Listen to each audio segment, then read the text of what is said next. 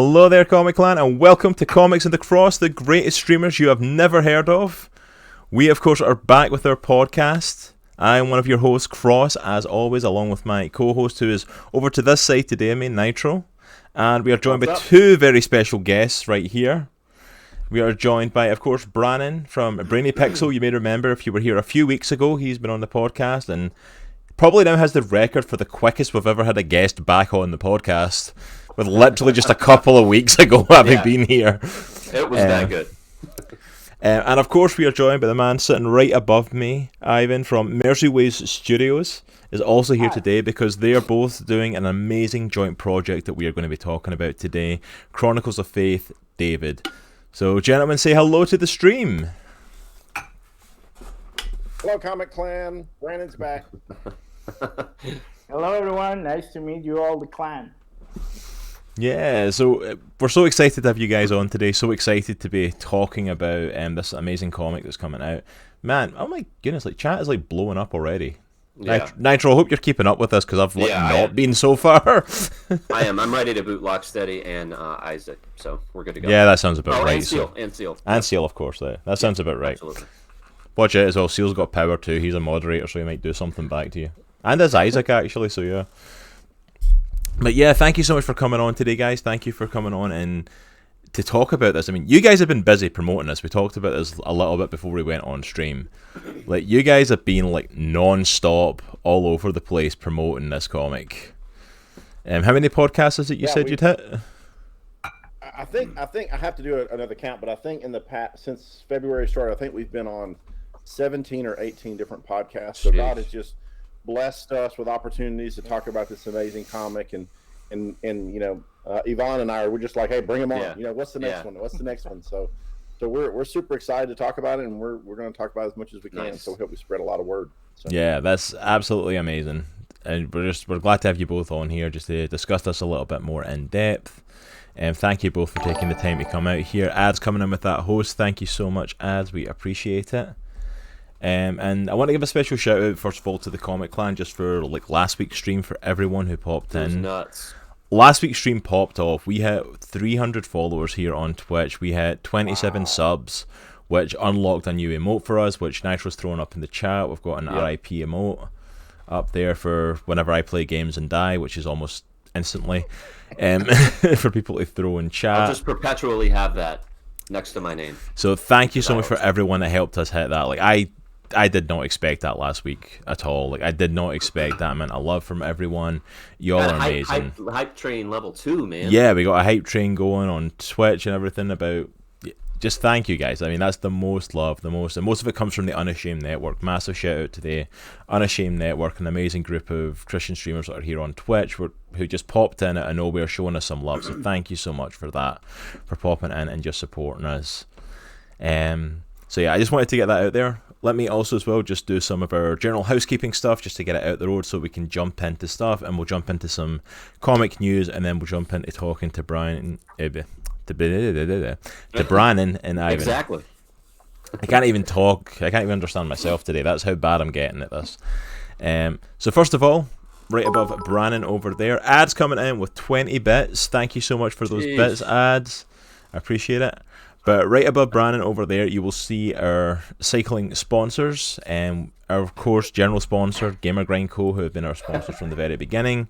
And having had 3 nights of barely any sleep, you know, thanks to having young children, literally the only reason I'm here to be able to do this today is Gamer Grind and the caffeine they are giving me, 100%. So thank you to Gamer Grind. We, of course, have a link with them, which you can go over and check out some Gamer Grind and use Comics. Are you saying being a dad is exhausting, Cross? How dare you? Oh, not at all. No, never. Also remember to use Comics in the Cross at checkout, save yourself 5% on any orders. And also as well, we shouted it out last week, we have a brand new sponsor here on the channel, The Coldest Water.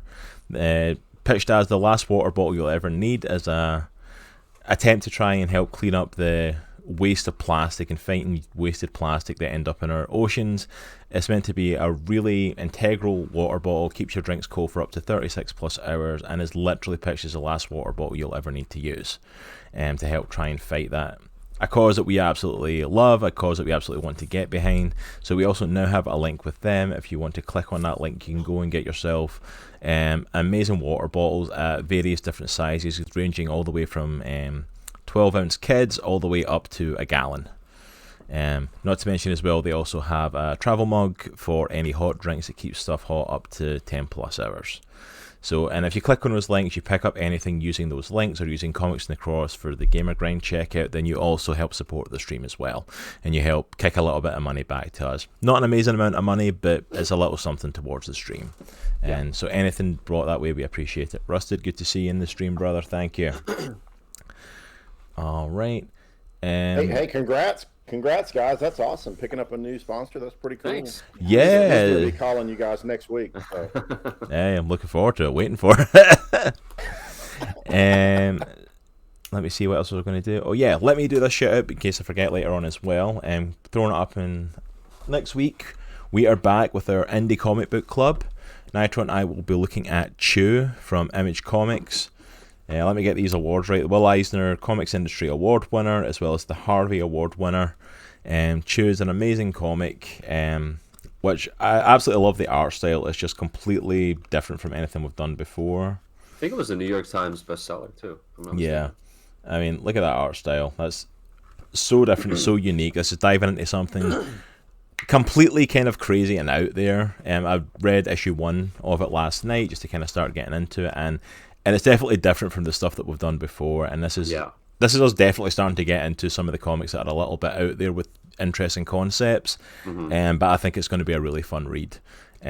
So those links there, make sure you go to our Amazon list where you can get any of the books we've done in our Indie Comic Book Club, or click on that link to find your local comic shop where you can see if you can pick it up for yourself. We definitely want to support our local comic industry. But go ahead, check it out. We'll be talking about this next week. So I want to shout that out because chances are we'll get in the conversation and I will forget. So let me catch up if there's anything in chat. Yankee Benny, thank you for coming back in, brother. Good to see you again. Yankee Benny, one of the unashamed guys that came in and supported last week. We appreciate it. I'm liking the hype train icon. Yeah, he was one of the guys behind our hype train from last week. All right, so let's do a little bit of comic book news then.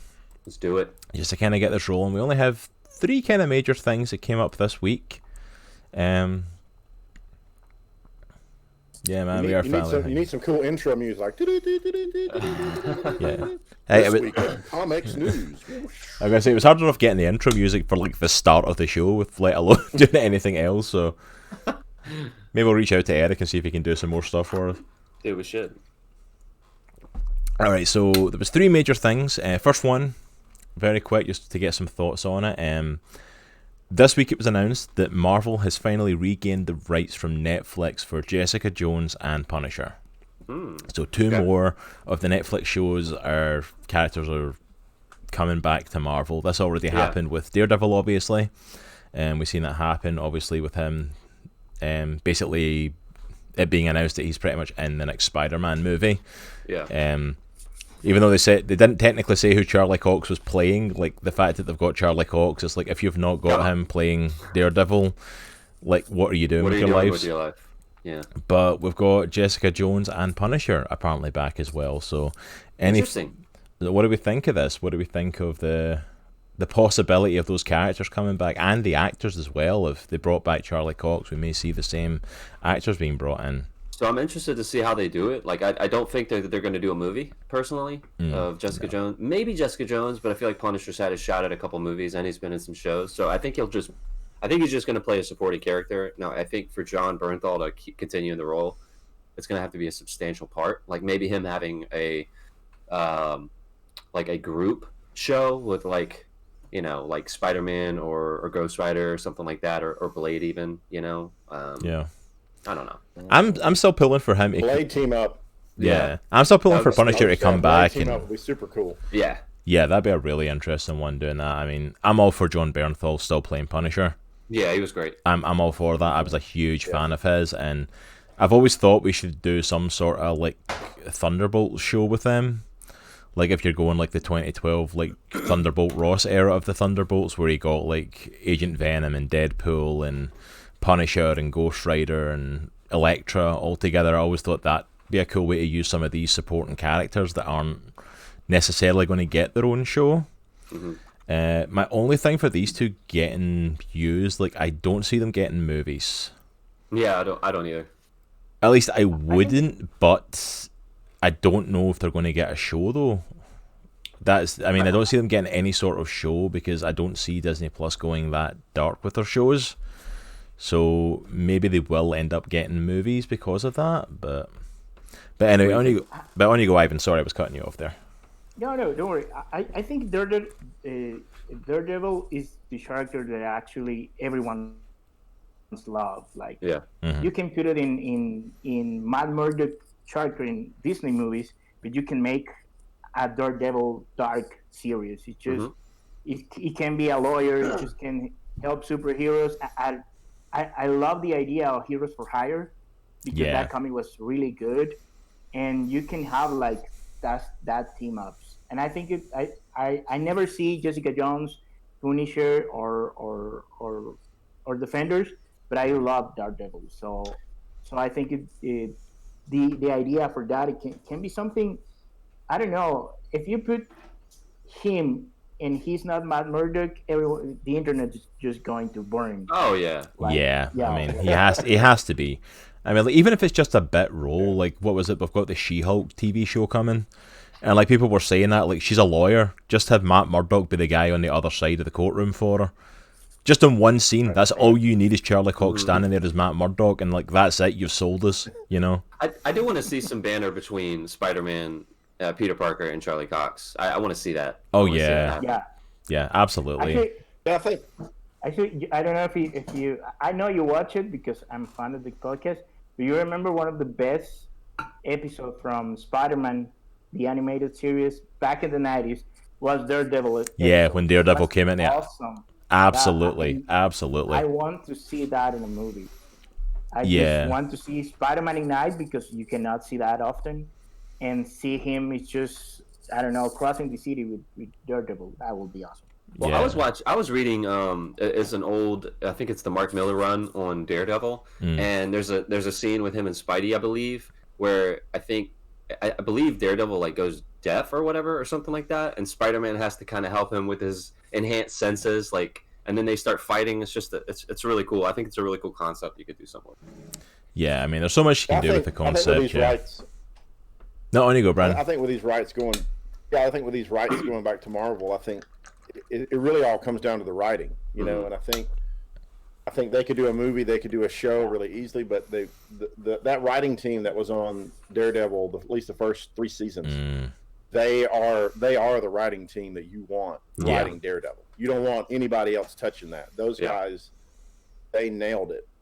And with the Punisher and with Jessica Jones, to me, it just those never really resonated to me. I never got into the characters, and so I think if you're going to do something big with them, if you're going to do a film, and you're going to do an ensemble cast, if you're going to have Jessica and the Punisher and several other characters, Agent Venom and those guys all working together, you really need to bring in the team that was writing on the Avengers, right? Because they really understand having this big ensemble cast and being faithful to each of the characters, but also understanding how to do the big set pieces where we have everybody working together or everybody fighting with one another.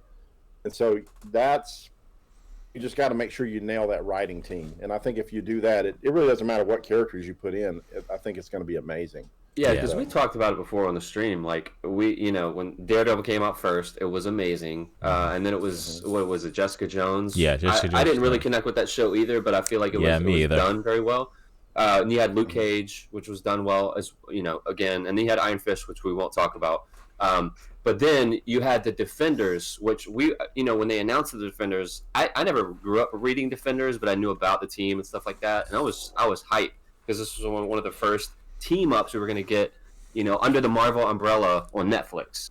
And I really feel like they dropped the ball. And to your point, I think it was the writing. I think, I think it was a choreography. So yeah, I agree.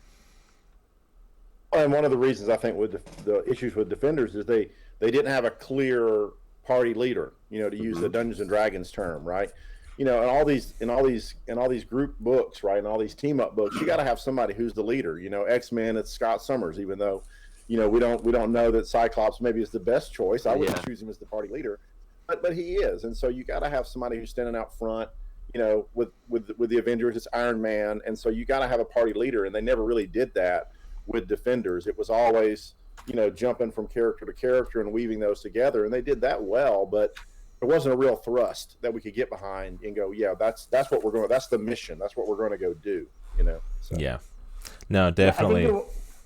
I think one of the things that we cannot forget is if Charlie Cox is Daredevil, it means the Kingpin can in Spiderman, and that Kingpin is awesome. Dude, that excites me more. I want to see Vincent D'Onofrio against Tom Holland. That's what I want to see. Yeah, 100%. 100%. That's got to happen. Yeah, I think that's the thing I'm most excited about the Netflix properties is getting Kingpin into the MCU. Like, you can literally, I don't care if we see Daredevil, Luke Cage, Jessica Jones, Punisher. I don't care if we get Kingpin. I will literally be happy with that. Like, that's me set. Because Vincent D'Onofrio is Kingpin. You can't top him. You can't top that. It's so good. No. He was so good. I'm okay with a recast for Elektra. I'm not a huge fan for the actress in the show. Yeah, she was okay. Like, I wasn't massively connected to it either. But she did an okay job.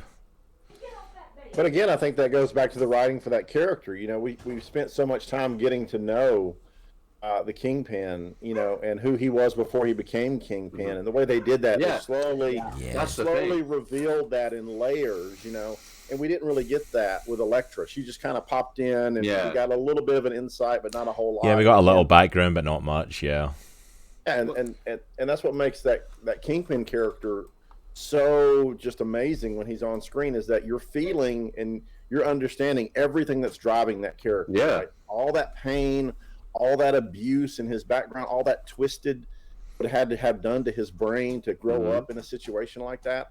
And that's what makes these characters interesting, that they're real people dealing with real problems who just happen to have some amazing abilities. And so that's he's the definition. That's the definition of a sympathetic villain, Absolutely. Yeah, I agree.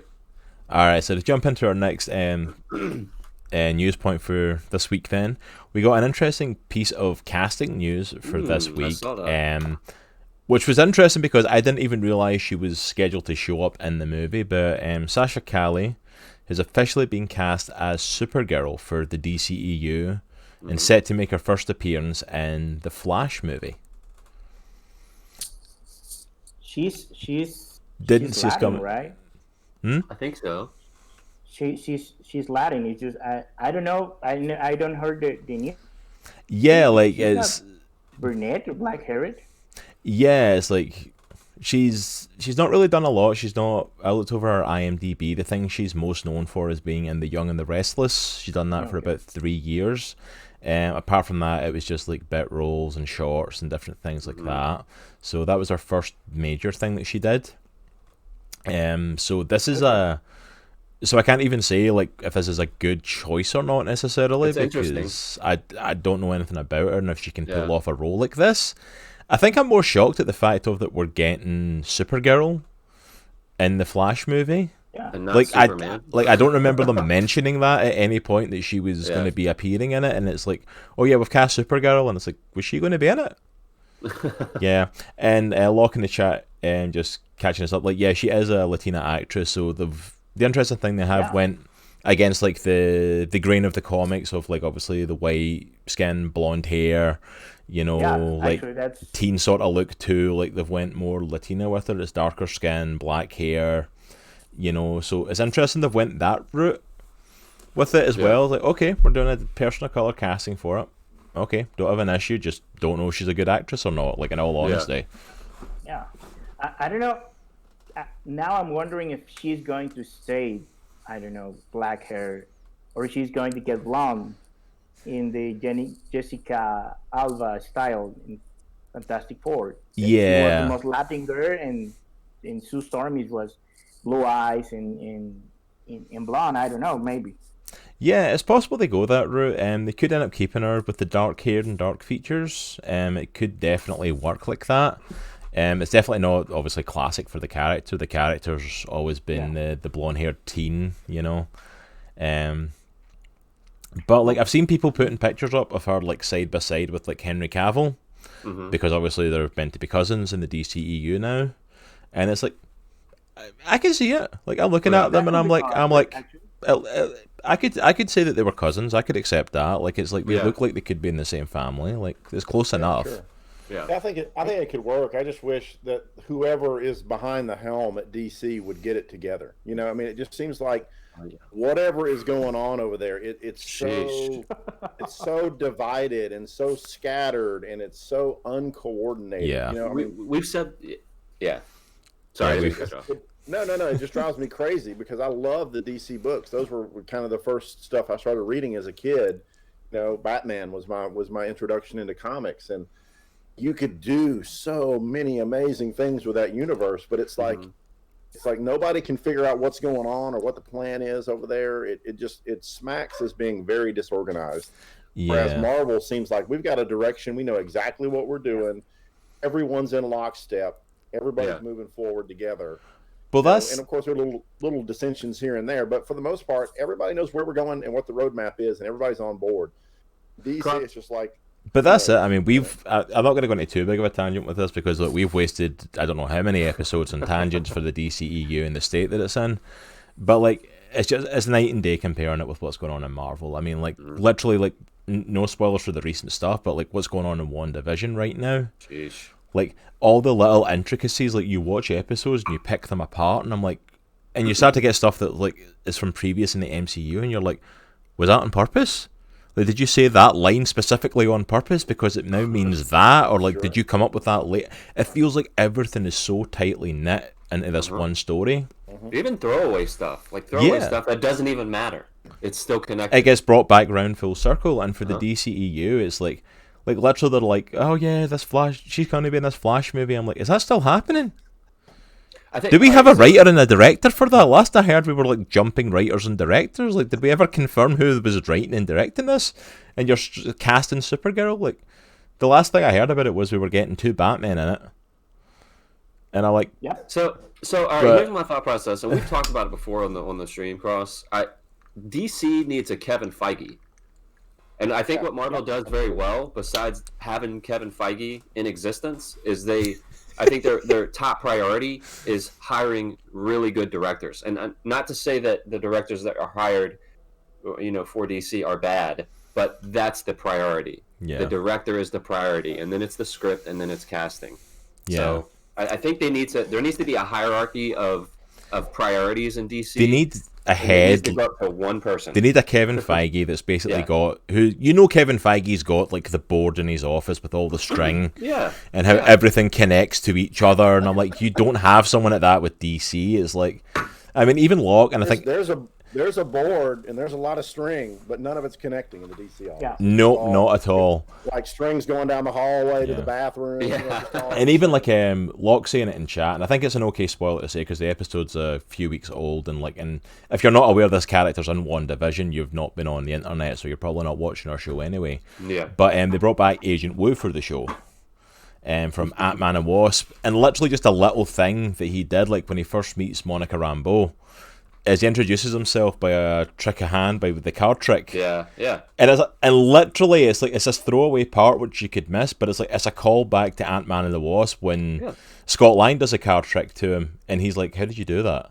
And he wanted to learn how to do it, and like up close magic school. And literally, he's left and gone away and practiced this and actually learned how to do it. And like, it's such a little callback that's not needed.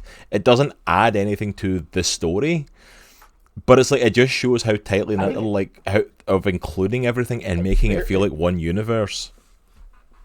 Yeah, and that's what it adds. It adds a verification to the fans that the people that are working on these shows, they love these properties just like we do. They are so into the comics and they are so into this universe that they're taking that sort. It's what if we four we're blessed with the opportunity to go do something like this, it's what we would do.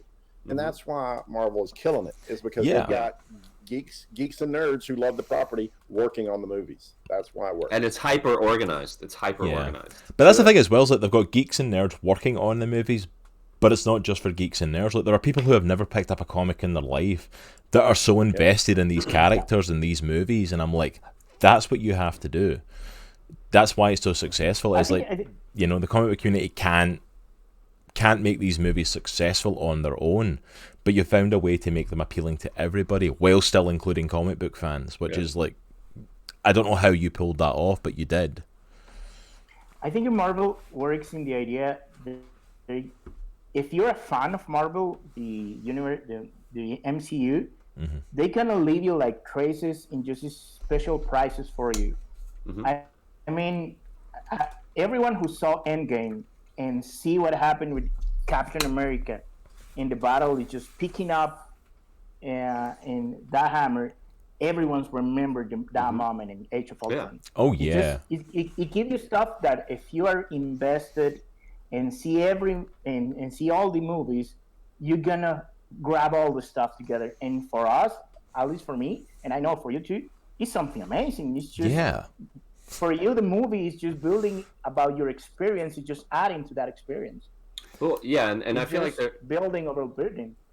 And I feel like they're smart about what they pay off too, right? Yeah. Because like, you know, that one scene that you're talking about where he picks up Mjolnir, that was teased in like 4 or 5 different movies across multiple different characters, and they knew fans wanted that, and they waited until the exact right moment to reveal that. And I went and saw it twice in the theater, and both times the theater literally exploded. Oh yeah, so like, they know exactly what they're doing. I mean, we exploded. We were sitting next to each other the first time watching that, and like when he picks that up, we cheered, and it's like, and it was cause of the payoff. Like it'd been building for so long. It was so good. Oh yeah, and that's what Endgame is all about. That whole movie is about paying off setups, right? I mean, from the very first movie, Captain America, first Avenger, right? Well, in the timeline, right? So Captain America, the first Avenger, right? We're laying down stuff, the dance, right? With you're right. Steve and Peggy, and that doesn't get paid off until the very last movie. That's 10 years worth of movie making. Yeah. That's amazing. But everybody's waiting for that. Everyone was waiting for the payoff. Yeah, it's phenomenal. I think the second moment is just the Avenger assemble. We fought for that to happen. Yes. I screamed like a crazy. Yeah, I did too. My business partner Ernesto was seeing the movie with me, and I was just screaming like, finally that happened. Because and it wasn't the best epic moment because it's everyone who's in the good side of every movie just reunited, fighting against every bad guy you can imagine. So seeing that was so epic, but it's just building. It's just, I don't know. I remember that I read something about something in the first Avenger, the fight between Tony Stark and Steve Rogers. And Steve Rogers said, "You never take the sacrifice." And Tony Stark said, "Everything special about you is it came from a bottle." Mm-hmm. And you see the Captain America picking up the hammer. I cannot say the name. I'm sorry. Picking up the hammer, and you realize that he's worthy. He's not something that came up from a bottle. Mm-hmm. And at the end of the movie, it's just Tony Stark making the sacrifice. Yeah. And that happened in 2012, in just too many years after. Yeah. He just closed the characters. That's crazy. I didn't even think of linking that. Neither did I. That's actually phenomenal to think of, and that's absolutely intentional because that's a total payoff for both of those characters. We're flip flopping that moment. It pays off beautifully. The only misstep I think in Endgame is when Thanos is just beating Captain America up and knocks him down, and Cap gets up and tightens the shield on his arm. I just wish he would have said, "We could do this all day." Yes. Instead of I can do this all day, we could do this all day. That's what I was waiting for. That one. I'm like, oh, if that was there. That would be awesome. Yeah. Absolutely. All right. Well. Yeah. So We're right on schedule. So Supergirl's in DCEU. We're right on schedule with our normal stuff. Yeah, pretty much. All right, so the last one I want to talk about today, last bit of news, was a rumor that literally dropped yesterday, and it is just a rumor. I'm putting that out there. This is only a rumor. This has not been confirmed. People were freaking out online. Get your Morton's container out and just set it on the desk. Is that all the hype? Jennifer Lawrence has been cast as Sue Storm, or Sue Richards, in the upcoming Fantastic Four movie. Now, the internet was losing their minds yesterday because, as far as in a good way or in a bad way? In a bad way, because literally Mystique was trending on Twitter because everyone's like, she ruined Mystique, she helped ruin the X-Men movies, don't cast her in Fantastic Four. So the internet was going crazy, most of it negatively. Again, this is only rumor. No one has confirmed anything. There wasn't even any news that they were looking at casting the Fantastic Four yet. We've had no news of they were looking into people. We've had nothing about the movie except there's a director. Like, that's it. What do you guys think of the possibility of Jennifer Lawrence playing Sue Storm? Well, I'm calling bogus on the whole thing. I don't think it's real, so I wouldn't get worked up about it. Yeah. I honestly don't think that she would be a good person to put in that role. So I'll just say that. So, but I think it's much ado about nothing, to quote Bill Shakespeare. Yeah. I'll say this. So I like her better for Sue Storm than I like Brie Larson for Captain Marvel. I'll say that. That is not to say I like her for the role. I would prefer if it's Jay Krasinski and Emily Blunt. Since they're already married, I think that would be a really cool chemistry to see on screen. You just call him Jay Krasinski? Yeah, I did. Why are we Jay Kras for short is how we know each other outside of the screen. Jay Kras. But yeah, I want to see Jay Kras and Emily Blunt together on screen as Johnny and Sue Storm. I want to see that. Not Johnny Storm. What am I talking about? Reed Richards. Well, that would be weird. Johnny Storm? That would be weird. Husband and wife playing brother and sister, Johnny and Sue Storm, and I'm like, this is going to get weird. But, yeah. Well, I think everyone is just expecting that couple to become. I read sometimes you see, I don't know, Jay Kras appear in an MCU movie, you will understand who is, even he doesn't take his name. Yeah. You know who people want him as Reed Richards. I don't know. I think Brie Larson is a good actress, but I think Captain Marvel is a bad movie. Directed, the story is not that good.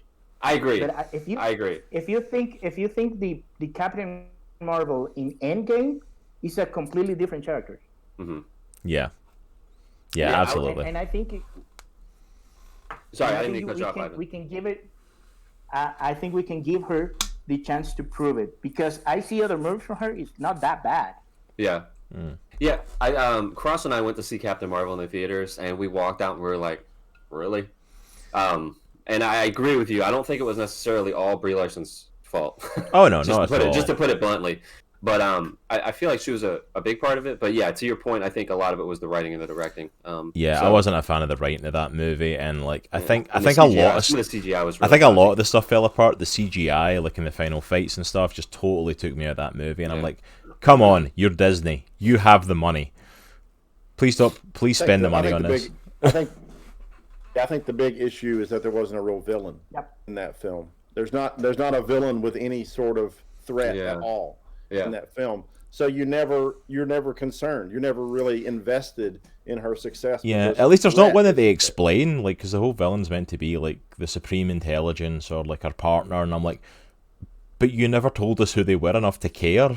You never set up there was a threat that we were willing to care about. It's like, so we don't care, and so the movie falls flat. You know, you gotta have those stakes. But Isaac in the chat as well saying for the Fantastic Fours, like, I think right now the way the Marvel fandom is, the Marvel fandom would probably riot explode. If John Krasinski doesn't get this, they will riot. Jay Kras? Everyone wants him as Reed Richards. I don't know if it's because the casting's been out there for so long. I don't know if it's because he's openly spoken about the fact that he was auditioning for Captain America and obviously lost out to Chris Evans, which I think was the right choice personally. I think Chris Evans as Captain America, you couldn't have had anyone else in that role and pull it off the way he did. And because I think that's the thing as well. The people wanting him and Sue, I think it was Locke and chat was saying it.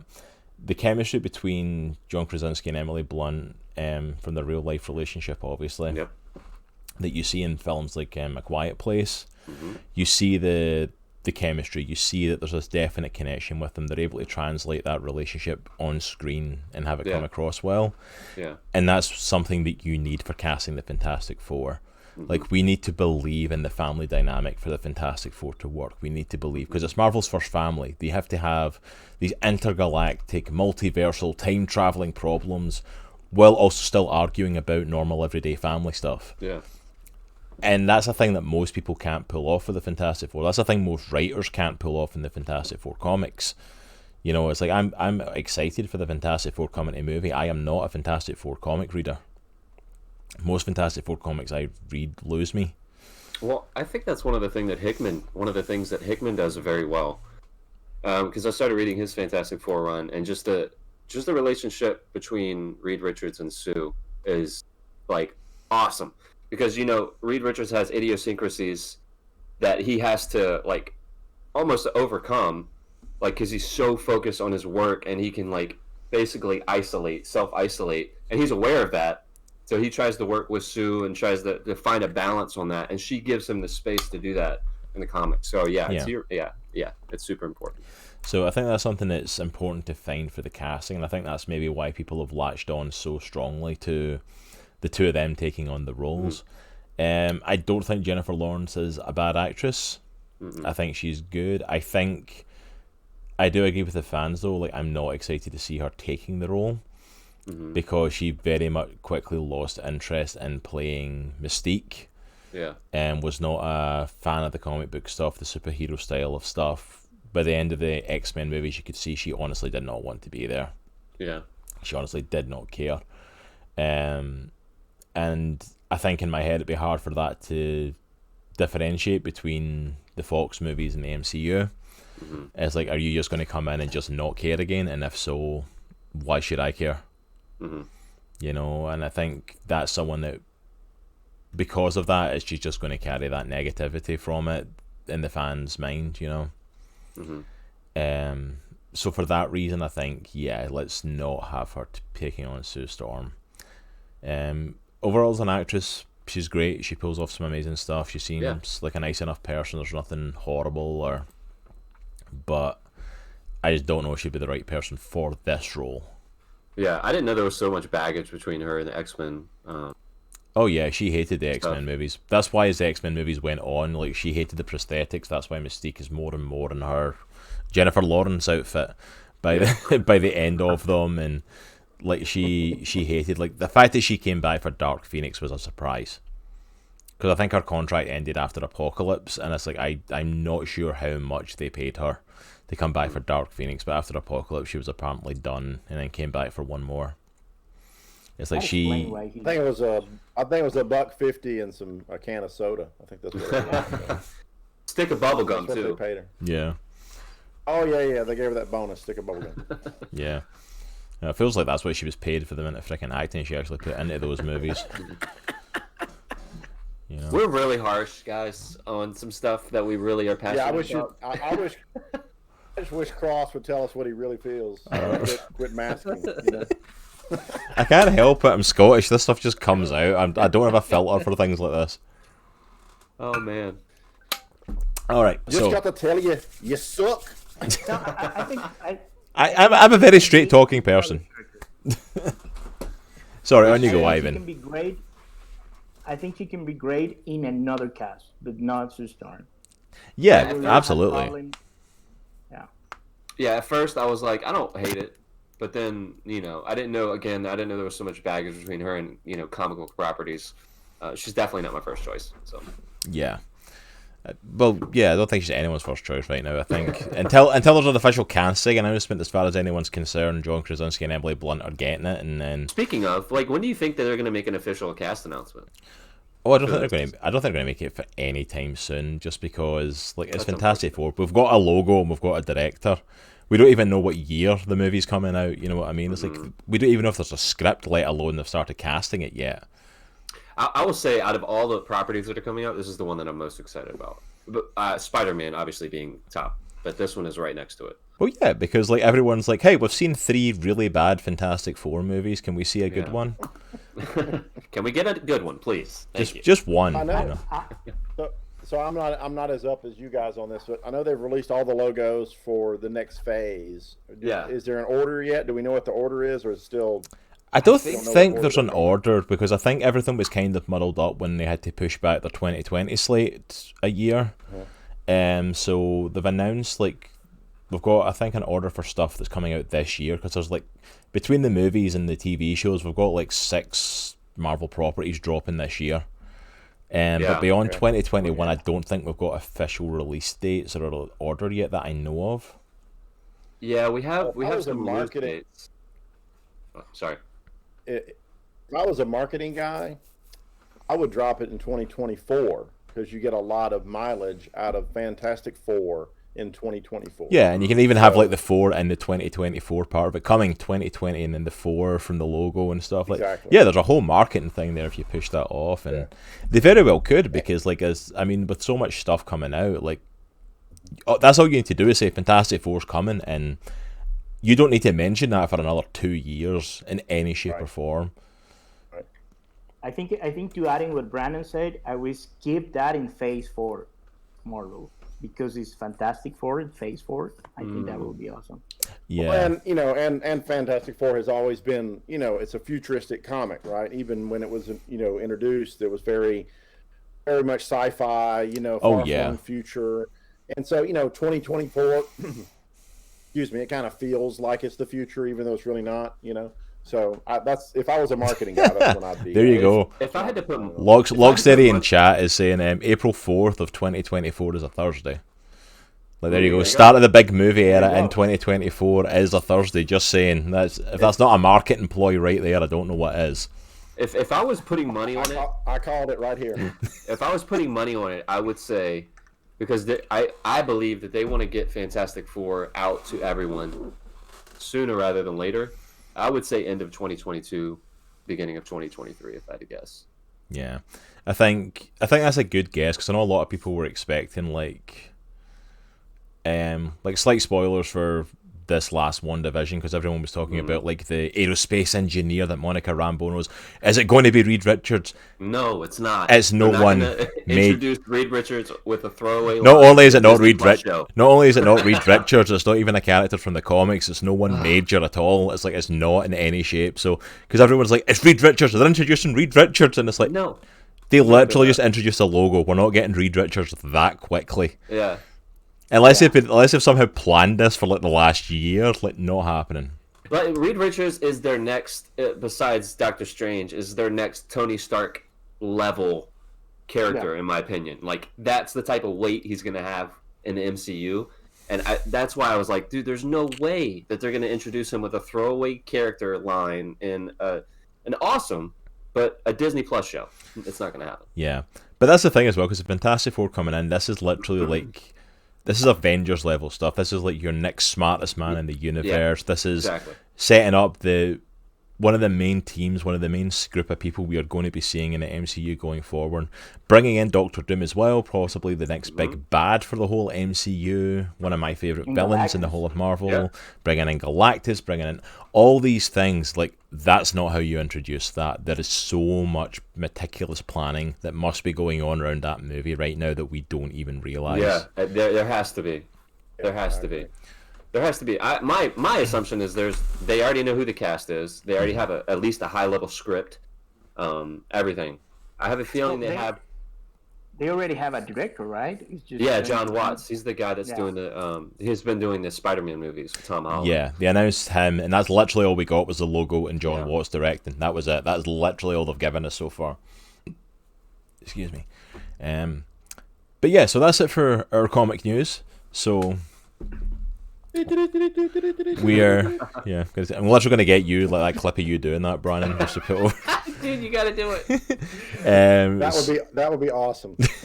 Just use that at the start for comic. That's our new transition music. Just need to have my face on the screen. That's good. They just need to have my face on the screen going. Yeah, that's literally it. Just like that, and we just like put something behind the background. It's just you coming to the camera like that. New people will be like, "What the heck is going on?" I know, dude. We run the show, and I'm like, "What the heck is going on?" If that comes up on my screen. That's true. All right, so we're going to get into the actual conversation here. And first of all, I do want to do one more shout out just as we transition. For something else that we are doing that's coming up, and I say this especially now because Brandon is already kind of getting highly involved in this. We've even talked about it. We're now 2 months out from it at this point because we're at the end of February, which is kind of crazy now that I think about it. But is what's going to be a celebration of our 1 year anniversary on Twitch, even though it's going to be like a month after our 1 year anniversary. Just the timing for setting it up's happened like that. We are going to be doing a 12-hour live stream here on Twitch on this channel, Comics in the Cross, where we are going to be doing a fundraiser for the organisation that's at the top of the page there, for TACA, the Autism Community in Action. So for that organisation, we're going to be looking to raise funds. They help people with autism, help. One of the more important things, and one of the only organisations I've seen really doing it, is helping families who find out they have a family member who is autistic, and providing resources, providing things within their local communities, providing connections with other parents that are dealing with that situation. Speaking as a father of an autistic child, having an autistic kid is very much like being on an island. You are all of a sudden dealing with something that people around you don't understand. And even as much as you try to explain it to people, it's tough for them to fully grasp it unless they have someone in their life that's autistic and they see it for themselves. So these parents out there are struggling. Last year with 2020, with the pandemic, the quarantine, people losing their jobs, their fundraising drastically dropped. As it did for most charities. But this year for 2021, we want to try and help raise as much funds as we can for them. Our goal is going to be to raise $1,000. So that's the plan. We are going to be streaming. It looks like it is going to be, I do need to officially confirm this, but it looks like it's going to be Sunday the 25th of April. We're going to be going for it. I think that's the date we're working for. I do need to officially confirm that, especially with my wife, because she's going to be watching all the kids herself for 12 hours while I do this. But I believe it's going to be the 25th, and it's probably going to be running from about 10 a.m. to 10 p.m.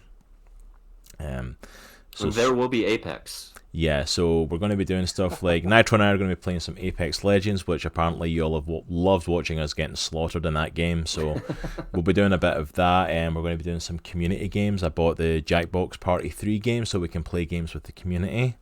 Nitro and I are going to be doing a Superhero Square Go, pitting superheroes against each other in a match card. Which, Locke, if you're still in chat, we still need your fight for that. We've got like one of your two fighters who right now is winning by default because he doesn't have an opponent. So we're going to be doing that.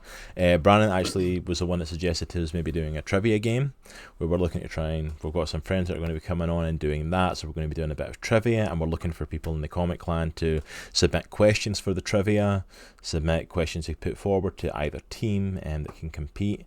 We've got different things we're going to be doing as giveaways. So I actually have some here I can show on screen because I've announced them in Discord, so I don't mind showing them. So one of the giveaways we're doing is Marvel has released Lucha Libre Pops. So we'll be doing a 2-for-1 Lucha Libre Pop giveaway. Yeah. Nice. Of Spiderman and Deadpool. Or El Aracno and El Chimichanga de la Muerte.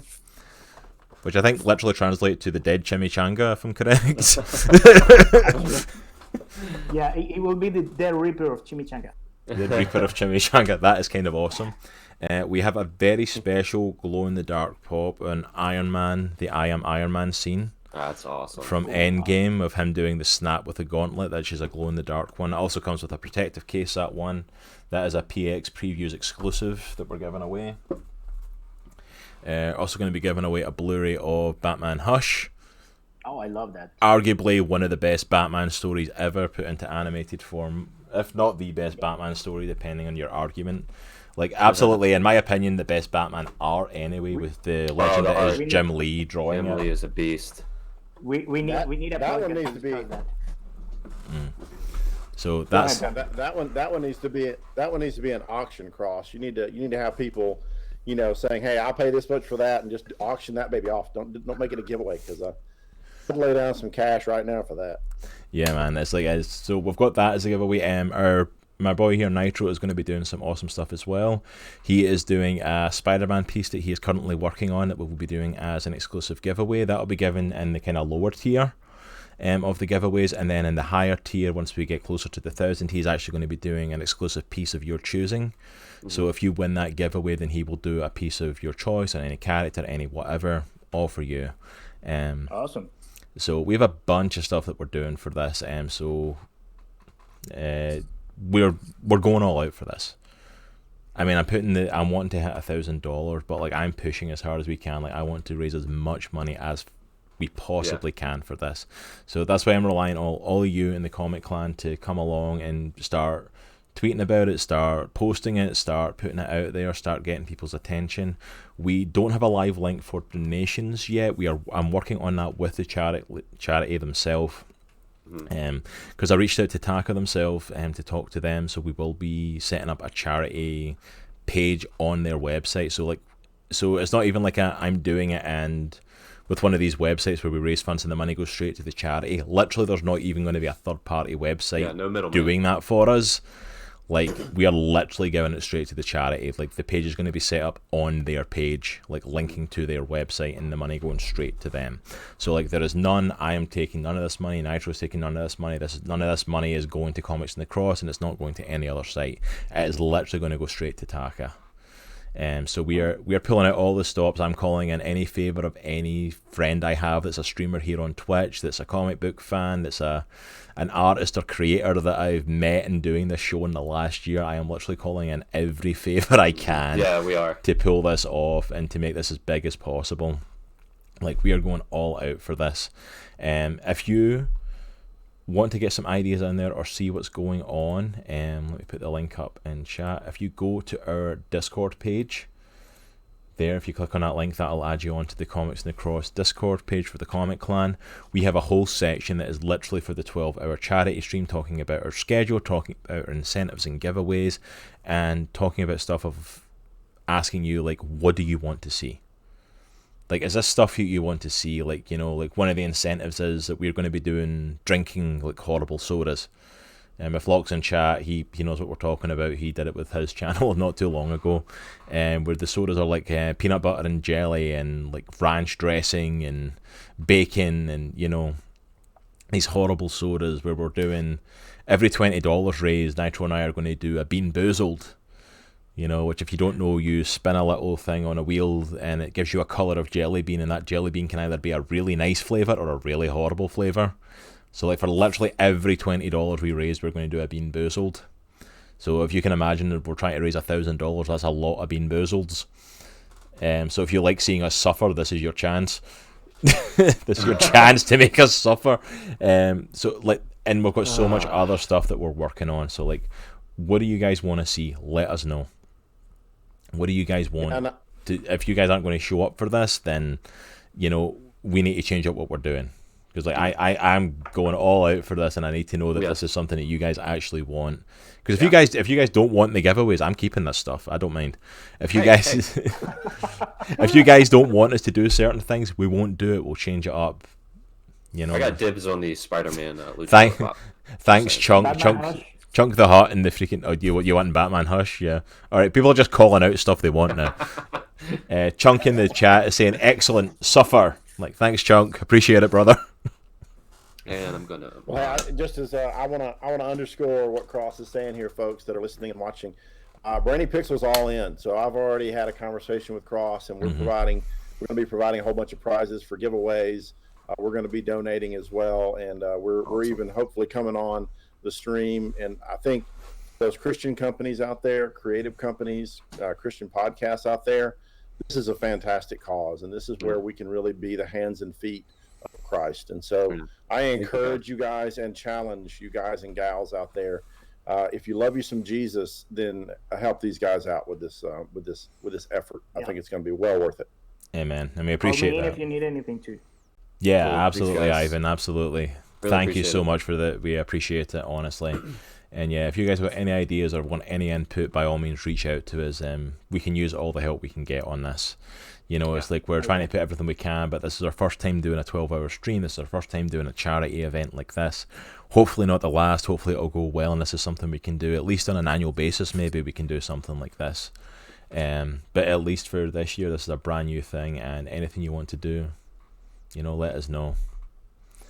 Alright, so I wanted to get that out there while we had some time and had you guys on. Woo. I'm pulling cables out my computer, not a good thing. I would have to eat. Oh dear, there you go. Chunk saying to the guy, hey, I donated hundreds of dollars so my friend would have to eat a Carolina Reaper pepper. Like, okay, I'm telling you right now, I am not doing that. I do not have a high tolerance for spicy things. I don't handle like really hot stuff at the best of times, so a Carolina Reaper pepper would probably kill me.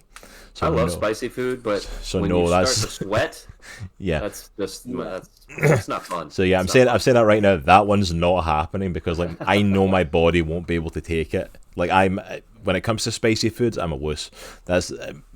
I've tried it. I've tried to. You do not want to play. You do not want to play with Carolina Reaper peppers. I had a piece of celery that was on a plate next to one of those peppers that was on some wings. Reaper celery almost killed me. Wow, you're like, yeah, that's not happening. Not a chance. North Kakalaki. Yeah, I'm putting that out there right now. All right, so let's jump into the actual interview for today. We're pretty much at an hour. That's not bad. Not bad for us. That's not bad for us. That's good. What you? No, especially when we have people on that know comics, so it gets bad. Oh yeah, when people come on that know how to talk about superheroes and comics, like we just go off in tangents. It happens. Yeah, it's bad news bears. All right, so first of all, let us get some good introductions for the gentlemen who are joining us today. As we said at the start, we've got Brannon Hollingsworth from Brainy Pixel, who is back after the first couple of weeks. And then we've got Ivan. Is it Anaya? Is that Miss? Anaya, that's the right pronunciation. Awesome. I wanted to make sure I was getting that right. From Mercyways Studio. First time on the podcast, but we've actually been talking back and forth a little bit on this project. But let me, first of all, Brandon, if you want to kick us off, just for anyone who doesn't know who you are, since most people probably already know you, just a little introduction to yourself and to Brainy Pixel. And then when he's done, Ivan, if you want to give a little introduction of yourself and who you are and a little talk about Mercyways. Sure. Thanks, Cross, and thanks again, Cross and Nitro, for having us on. Yeah, absolutely. Having me back on so quickly, I really appreciate that. We're really passionate about this project that we're working today, so any opportunity to talk about it, we're really excited to do so. So for those of you that don't know me, my name is Brannon Hollingsworth, and I am the Chief Creative Officer and Chief Operations Officer over at a Christian animation and production studio based out of North Alabama called Brainy Pixel Productions. We've got our hands in lots of pies, but we've just recently released a 22-minute full-length pilot of a 3D kids animated Christian show called Cubekins that has just gotten a couple of award nominations in the Christian film circuit. We've been Dove approved for all ages, so we're super blessed and super happy about that. But today we're here to talk about an amazing project that we're partnered with Mercyways Studios and Mr. Ivan Anaya. So over to you, Ivan. Hello, everyone. Nice to meet you all. My first time in the podcast. I hope it's not my last. And I love this podcast. I'm calling myself a super fan of this podcast. And actually, I'm the art director of Mercyways Studio, and we are in Central America. I am in El Salvador right now. It's really hot in here, so we don't eat that spicy food, but we eat some spicy food. Yeah, probably survive it better than I can, Ivan. I don't think so, but we eat something. But yeah, thank you so much, both of you, for coming on for this amazing project. And I'm just throwing it up on the screen for everyone. It's Chronicles of Faith, David. So I'm just throwing up the poster on the screen for everyone when it was posted on social media and stuff for it, just so people can get a look. Because, I mean, the first time, like, we shared some art from this a while ago that you sent us, Ivan, like, months and months ago when, like, you first kind of started posting about it. And the art that I shared, I'm going to throw up for them, was the David versus Goliath picture here. And it's on the screen for everyone. And yeah, actually, and that art just seeing the art for it just blew me away. Like I was like, I'm in this project. I'm all in and checking this out. The art alone is just superb. It's phenomenal. The picture that I sent to you, I remember that we call it like it was a concept art. Yeah. We just trying to actually know how this comic is going to look, what is going to be the final look, and how we're going to work in this interaction. So actually, the picture you're showing is not going to be in the project that we're going to show today, but it's just the closest thing you can have to that. That's even better. That means I'm not giving away any spoilers in the comic or anything of what it's going to look like. But just to let everyone see, like, this was the first thing Ivan ever sent me on this, was like this concept art of it, and I just saw it and I'm like, wow. I didn't know a Christian comic could look this good. I'm like, man, amen, Cross. Yeah, and that was actually the same exact reaction that I had when I first ran across it. So kind of leads into kind of how all this got cranked up. So I'm an art director, and I'm an old school art director from my days when I was in the role-playing game industry. I got my start as an art director then, and have been pretty much continuously working on projects from that point, where I'm always on the lookout for amazing art, amazing artists that I can collaborate with or hire to do work for me. And so I was blessed to see some of Yvonne's work kind of come across my social media, and like you, was totally blown away. I'm like, this is amazing, man. This thing, if this is going to be, in terms of the production value, in terms of the writing, if it's half as good as the art, it's going to be stellar. And so I reached out to Yvonne and said, hey, I'm amazed by your art. I'd love to chat with you a little bit. I was thinking to hire him to do some work for Brainy Pixel, and we are working on a couple of projects together. But as we just got to know each other better and began chatting with one another, found out they were a Christian studio, found out their heart for Christ and their heart for Scripture, and they began to kind of tease me with a little more insights into this comic, and was like, oh man, I've got to be involved in this. And so I went and talked to my business partner, the CEO of Brainy Pixel, and I said, hey, look, I'm willing to give up the rest of my art budget for the rest of the year if you'll let us be in with these guys and help them make this comic a reality. And he was like, well, if you really feel that strongly about it, Brandon, we'll do it. And so we started having some meetings with the Mercy Ways team and getting to know them more, praying with them, learning more about the project. And we're really blown away by everything they were doing. Had some meetings with some lawyers, drew up some papers, and here we are. In 3 days, it goes live. So that's awesome. Yeah, I mean, that's phenomenal. That's absolutely amazing, and it's great to see, like, different companies coming together like that to work on a project like this. And I think, you said it, Brian, like, just seeing this artwork was like the thing that draws you in. Like, we've talked about it on the podcast plenty of times. Like, good artwork can really sell a comic. Like, an awful comic can become so much better just because it's got great artwork and be worth checking out. The same way, like, a great comic can be ruined if the artwork sucks. Yeah, that's the thing. You can have a mediocre story, but the art is top tier, and that'll draw you into the story. And you can overlook a lot of different things. But if it's the reverse, then it immediately takes you out of it. I couldn't agree more, Nitro. And for this, in this case, the art is where it begins. So the folks out there are really in for a major treat, because the amount of work and the amount of prayer and the amount of preparation and the amount of study and research that the Mercy Ways team has gone into this comic is going to blow you guys away. You're not going to believe the level of detail that they've gone into in the process of creating this. So, no, absolutely.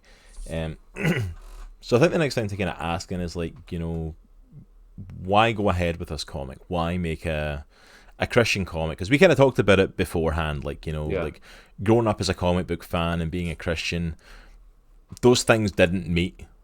At least not well. They were separate worlds. Yeah. They were separate worlds unless you wanted to buy really crappy comics, because Christian publishers did not put out good comics. Let's just be honest about it. They weren't great. You maybe found one that you liked and you got on with, but they were never going to compete with the other comic books out in the world. So why go ahead and do this project? Why create a Christian comic like this? Especially one that's creating a Christian comic that's based on a biblical story. Because that was the comics that are out there. Like, you would get the odd comic that was about other stuff, but most Christian comics were just telling of the Bible story. So why go this direction with it? What makes it different than what we've seen before? Oh, that is, I don't know, Brandon. You, well, I think it. Well, I love comics. That is the thing that, and I think that I here in El Salvador, it's just having comics was not that popular. It's just you cannot find it so easily in how you can find it in the States. But I always love it, and my family was Christian. Actually, my grandma is Christian, and she always took me to the church, and I used to see the comics in the library in the church. They were, for at least they were scary, and because it was really dark, and they was not, I don't know, compelling. The art was not good, and I always think the idea of making comics for living, and I always point that for that route in my life. But then Jesus came to my life, and when I actually became a Christian, and I became extremely passionate about the Bible, and one of the things that I think the God put in my way was the Bible Project. I don't know if you heard about them. The Bible Project. Well, actually, you can see some poster from that project in my bag. They teach me to see the Bible in a narrative way, not just in a religious book that I have to read, but they put me in the story, and that changed my mind about the Bible. And you can call it like a something that burns inside of you, just a scratch that I want to people see the Bible like this. It's an epic, complete story. Brannon and I has Mercy Ways in Brainy Pictures had the idea that the Bible is the original cinematic universe. All that stuff that we talk about, how the characters will pay off later, the Bible did it first. I know this is the payoff of everything in the Bible. So having that idea is just something that you want to tell, and the idea of doing this is just, I love Spiderman, I love Batman. I think they're my two superheroes. I love Captain America too, and I don't know if you think that, but that characters have built us, has some important role in our life. It's just, I don't know. I always remember Spider-Man. A great power require a big responsibility. So all that stuff is just going to build a generation. So thinking about that and thinking about how the Bible and the comics, I think they have a wrong idea, because I think Bible and comics is just a perfect match. Because you can tell a compelling and epic story. It's just leaving traces. It's just using what the comics already did and just tell a compelling story. Not telling a religious story, but just telling a compelling story. So that is something that we want to do. We want to tell a character and story that it has God on it. It's not I don't know, Sunday school idea, but it's just a good comic, a good story that actually refer to God. God is a living person, a living character in the story. It's not just, it's closer. We want to tell that story, and actually, what we want. No. Okay, go ahead. No, go ahead, Ivan. Finish up. Well, the idea of doing that is just doing it in a different way. We read all the comics of David that we can. We read the Action Bible, who is great. I love the art of Sergio Carriello. We read the Kingston comic David, and we're trying to grab every story that David, but we understand there's something that is just they trying to actually go word by word about what the Bible said. And I'm not saying that is bad, but for some reason it just feels so unpersonal. For some reason you cannot relate to the character in that story because they're trying to teach something different. And there is something that we want to focus on. Okay, let's make David what it is. It's a compelling story, a compelling character, something that is actually you can relate to David, and you want to have, you know what a piñata is? Yeah, having a Goliath piñata in your birthday. It's not in a Spider-Man one. It's just I want to beat Goliath and take candy off. So being David, actually, that is something that we want to try to do. Not a commercial idea, but how a comics character can actually build for something for you, as Spiderman has done for us. Spiderman as Batman, I still want to be Batman. I just need the money. But and the fighting skill, but that is something different. But all that stuff, I don't know. You think about a new generation that is just said what I just said and say, I just want to be David. I just want to be Samson. Well, not Samson, but the end Samson. Yeah. So all that kind of stuff. No, I think. Yeah, and I think there's a. I'm sorry. Go ahead, Carl. No, on you go, Brannon. Go ahead. You can get your and I'll start throwing stuff in. I think there's a fundamental philosophy here that the Mercy Ways team has that really resonates with what we're doing at Brainy Pixel, and is the reason why we're partnering together. In that, when I came on the show the first time, we talked about how Christian creatives they've kind of walked away from the industry, and they've kind of said, hey, we can't do that, right? It's too hard, it's too expensive, whatever. And Brainy Pixel says, no, we're going to do that. We're going to put in the time, the money, the effort. We're going to create a content that is on par with what the entertainment industry does out there. There's no reason why Christians can't create amazing content that's filled with stunning visual imagery, amazing story, and top tier production value. And the Mercy Ways team is exactly on par with that. They're on the same exact page with us, and so they're wanting to do it in the world of comics. Brainy Pixel is doing it in the world of animation, and so it's a perfect partnership. Also, I think there's an element here that is really unique in the way the Mercy Ways team is approaching the story of David. It's been done a million times, but it's never been done the way we're doing it in Chronicles of Faith, David, because they have spent a ton of time researching the character of David, and not just David, but these other characters as well. And they're presenting the story in a unique way, the way of a father telling a story to his son, telling the story of his childhood to his son Solomon. That's kind of the way this is cool. Set up, and so it's this really neat kind of hook. It's this really neat twist, and the amount of stuff that these guys have been able to glean from Scripture, from Josephus and other histories, Jewish and Israelite histories, from the Talmud. They've gone into all these sources and they've dug deep, and they've gotten all these little nuggets of information about who David was as a person historically, and they're bringing that to the comic. Like one of my favorites is that they were doing some reading in the Talmud, and they discovered that David, he disdained the trappings of kinghood, right? I mean, we're talking about the one of the greatest kings of Israel, and he didn't want to sit on the throne. He didn't want to have the fancy robes. He wanted to sit on the floor and teach Scripture to the kids. That's a historical fact that is not in the Bible, right? But it's something that the Jewish people and the Israelite nation has preserved about this hero of the faith. And so that's something that the Mercy Ways team is bringing to bear in this comic. And it's more than just a kind of dry, stuffy retelling of the story of David and Goliath. It's a vibrant, character-driven story.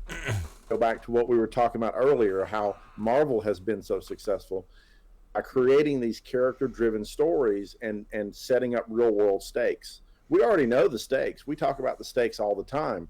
Anytime you have a little guy going up against a big guy, what do we say? David versus Goliath. Right? Yeah. So everybody knows the stakes. Those resonate. What the Mercy Ways team is doing is they are giving us an insight into this character of David that we've never seen before. And that breathes a whole new realm of life into this comic. And I'm super stoked about it.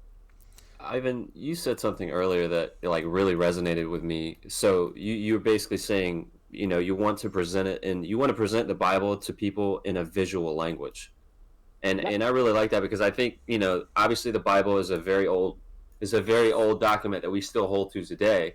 And I think throughout the years, there's been some historical context, there's been some other context that we either don't know of, or we've lost, or we've been disconnected from. And that gets me pumped for what you said, Brandon, about all the research that's done. You can pull that back into light, because I feel like David is like the Spiderman of the Bible. Pretty much everybody likes him.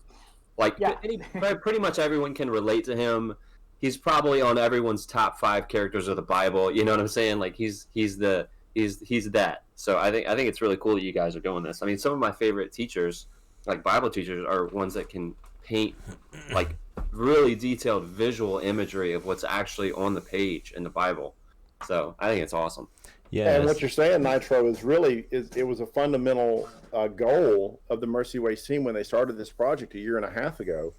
Is the reason why it's called Chronicles of Faith is because they looked at chronicles in the Bible, and essentially the book in the Bible serves the purpose of rebooting the Pentateuch.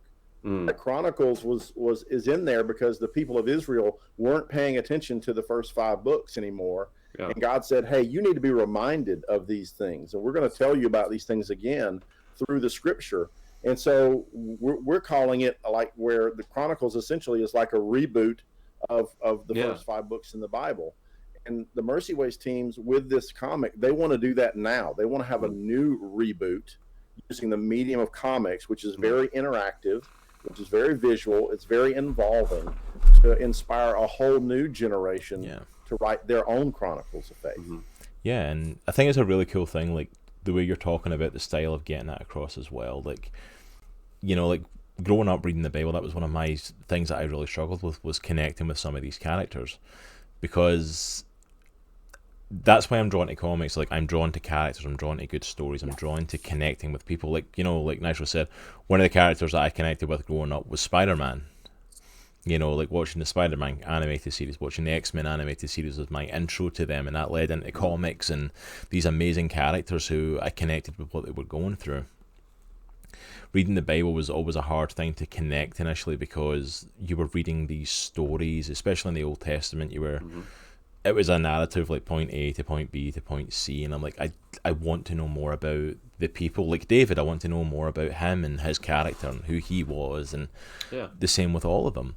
So I think what you're capturing here is a really phenomenal thing of putting across a character like David, who, let's be honest, like at this point it's practically a pop culture reference. Like you said, you know, when you have the big guy against the little guy, you say David versus Goliath. Like, literally that biblical fight is in pop culture, and it is referenced by people who have never touched the Bible. So you've got this character, and it's like, but let's make him more personable. Let's let people connect with him. Let's let people understand a little bit more about who he is, not just what he did. Yeah, so I would love it. I would say, Yvonne, tell a little bit about that process that you guys went through to infuse a little of that character into David. It's amazing. Well, thinking about that, when we start to read, to think into we're going to do this, we're gonna make David. Well, we start to. Actually, we start with the Bible.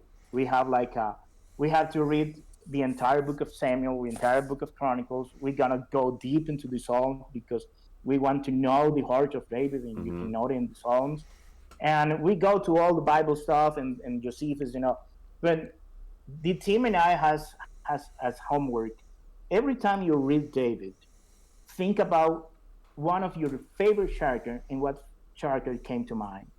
And it can be from everywhere, a movie, a book, everything. And if you think all the underdog stories is just drink from David, because he is the actually underdog story. And in that brainstorming process, they came some stuff really awesome. One of my business partners is just Ernesto. He said, I think it's the gold mine here, is the gold ticket from Willy Wonka. He said, I always think David and I think of Marty McFly. I think how Marty McFly is just a David type character. Why don't we put some stuff from Marty McFly in our David? I know he's always brave. He's always he never afraid of fighting, especially if you call him chicken. And all that kind of stuff is just to start building. Why don't we put the adventure stuff that Link suffer in every Zelda? Why don't we bring Hiccup from How I Trained Your Dragon? And we start to put some lines about all these favorite characters that for us represent David, and we build our David with that idea. We start to build if you relate to Marty McFly, you can relate to this character. If you love to go on an adventure with Link, go into adventure with this David. So we try to build something that it felt, I don't know, it's just the Bible for some reason, and I don't know why. For some people, it just feel like so far away. I don't want to get into that book because it's just a religious and hard book, and it doesn't belong. It doesn't become personal. Mm-hmm. And for us, we want to make the Bible story personal. And actually, the comic is especially for that. Every one of us has one. We can have the same comic, but for us, it's just personal. We put in our imagination. Every one of us has one voice for Batman. I think Kevin Conroy is in every one of, but we put all the imagination in that. It's just the onomatopoeia sounds. It's just how the pacing of the comic is going. You can turn your page, you can go back, and I think the comic is special for making personal. And you can go back and go ahead. No, I'm sorry, I didn't mean to cut you off. I was going to say I do have one request from the audience, and they said they wanted to see David riding on a hoverboard. So I just if you could fit that in anywhere in the story, that'd be fantastic. I need that. Okay, I'm just gonna throw this out there right now. It's like, Ivan, that's what I need for you for the 12-hour charity stream. I need a picture to give away of with David from the Chronicles of Faith riding a hoverboard. That's oh man, that's awesome. Well, that can happen. It's not gonna float, but if you keep reading, you're gonna understand. You're gonna understand the reference. Nice. That's awesome. But yeah, that's phenomenal to hear that input on it, and I love the link to like looking at pop culture stuff of like, well, what characters do we love in today's world? That's what characters do we love from movies and games and comics and stuff, and like, how do we infuse David with that sort of life? Like, that's the thing. I would never have associated thinking David and Marty McFly. And I love Back to the Future. Back to the Future is my favorite movies ever. Like, I love the Back to the Future movies. Ever since I was a kid, I've loved them. Never would I have associated those characters. But after you say it, I'm like, oh my goodness, I can see it. Makes sense. I can see that connection. I can see, like, it's definitely there. There's definitely a... something in chat saying as well, like even like Hiccup from How to Train Your Dragon, the David that you've drawn kind of actually looks a little bit, because he's got a little bit of a Hiccup look to him, and I'm like, yeah, I can see that in the kind of facial structure and everything. Like, it's like actually, if you think of the story of Hiccup, no one trusts him. He's just no one wants him. It's just the Hiccup. Also, the name is just something that you don't want. It's a mistake. So, and he saved the entire town. Yeah. And just so David, it's just the underdog who became heroes. Yeah. Go ahead, Brandon. And I think that's really, really one of the important points to stress here is that what these guys and gals have done at Mercy Ways, number one, it's something that in screenwriting you do all the time, right? And it's using an archetype.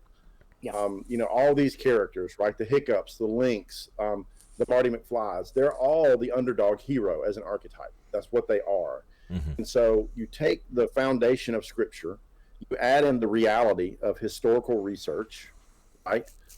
Of historical reference. And then on top of that, you kind of sprinkle on what are these archetypes that we're familiar with in our pop culture. It creates a character that pops off the page, that comes alive, that everybody can read and immediately associate with. And yet they want to go on a journey with. They want to kind of say, I want to sign up and I want to see what's going to happen to this David character because I like him. He's somebody I would hang out with in school, or somebody I at least want to see what happens to him and whether he gets his just desserts or not. And it's really brilliant storytelling is what they're doing. And it's just amazing to see it. Yeah. And if you... Oh, on you go. If you think in Spiderman, we all want the power of Spiderman. We want the morning of Bruce Wayne. But if you go to relate to David, what his special power is he just trusts God. He actually, everything that he accomplished in his entire life is he trusts God. And when he failed is because he stopped trusting God. So what if it's some new generation is just saying, I just want that superpower, and it's at the reach of your hand. I just want to start trusting in the character of God. Well, it's funny that we're talking about this today, because in church this morning, so we're going through the Bible, the story of the Bible from beginning to the end, and we just hit David this morning. David, how he was selected, how he was anointed, how he became king, what type of king he was, that type of stuff. And like even learning stuff like, you know, as a king in ancient Israel, your main one of your first things that you were required to do was handwrite the law, and which I didn't know. I never knew that.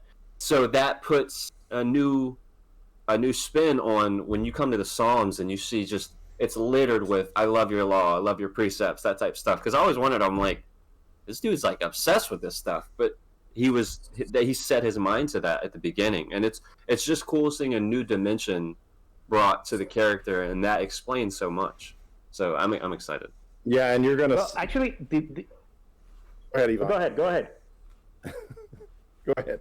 No, I'm just gonna give you a little bit of it, because if you keep reading in the book of Samuel, the only two characters who has sword, because the Bible is just really explicit in that no one has sword except for Saul and for Jonathan, because he is going to be the next king. Mm-hmm. But if you keep reading, the next person who actually had a sword was David, and he was the sword of Goliath, because he's the third person in the entire book who has the sword, and he was the huge sword, the biggest sword of all one. We're gonna draw that in. Is going to become like a David in an anime style, because the sword is so huge. Yes. And it's going to like be Cloud from Final Fantasy. Yeah.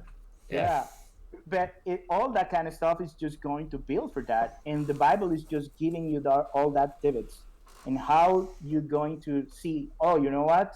The next person to have a sword is David, so he is the next king. No, Jonathan, he's David. There's a lot of that reference. You mentioned the reference to Psalms, Nitro. There's a ton of that in this comic as well. I mean, you got to imagine when our story opens, David's a boy, right? Mm-hmm. We kind of go through his life, but we begin as him as a young shepherd.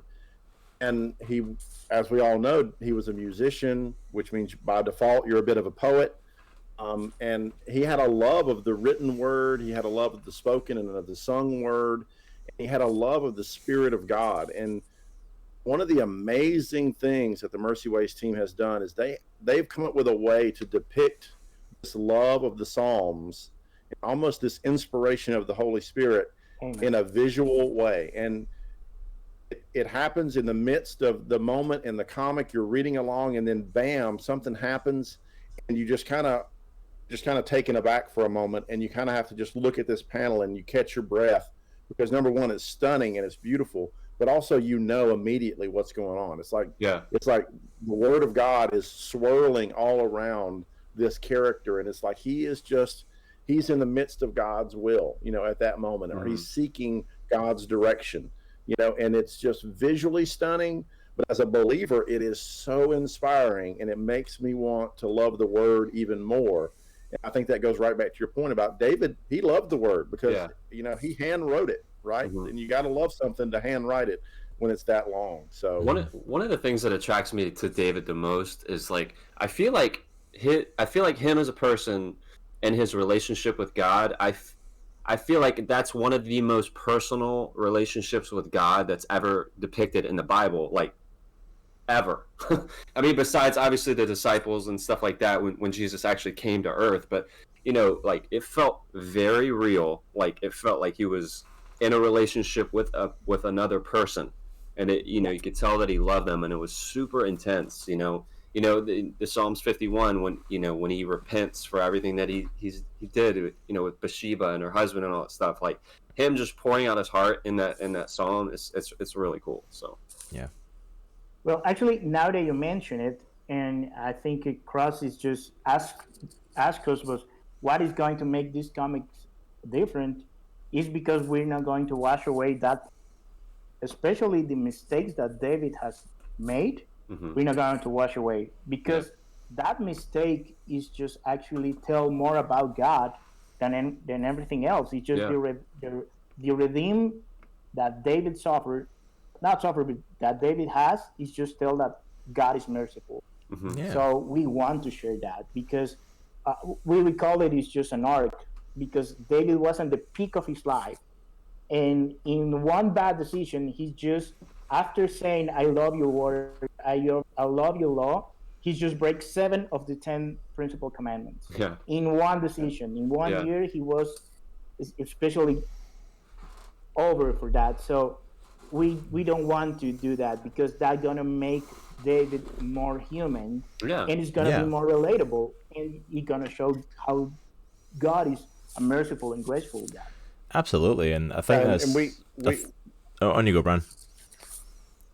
I was just going to say it's critical for us to tell that story, that cycle of rebellion and redemption, right? It's fundamental to the whole Bible, right? We wouldn't have Jesus if this wasn't important. And so David's story exemplifies this and typifies this in a way that's very well known and very pointed, in that we don't want to avoid the failures of David. We're not setting him up to be a moral template to follow. We're setting him up to be a faith template to follow.